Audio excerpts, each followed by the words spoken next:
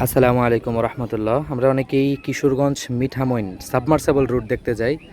Kind of সেরকম একটা পরিবেশ কিন্তু এই মুহূর্তে ঈশ্বরগঞ্জে বিরাজ করছে। এই পাশের যে রাস্তাটা, এটা হলো ঈশ্বরগঞ্জ থেকে নতুন যে রাস্তাটা হয়েছে, সম্ভবত এদিকে গরিপুর হয়ে কোন কোন দিকে যেন গিয়েছে, আমি ঠিক এক্স্যাক্টলি এই রাস্তার ইয়াটা জানি না।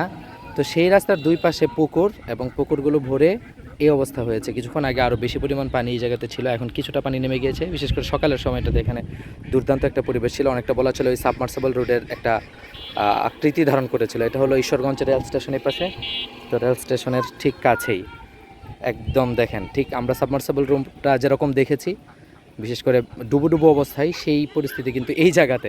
কেউ চাইলে এখানে ঘুরেও যেতে পারেন। বাচ্চারা খেলছে দেখেন, আর এই পাশে অটু ধোয়া হচ্ছে।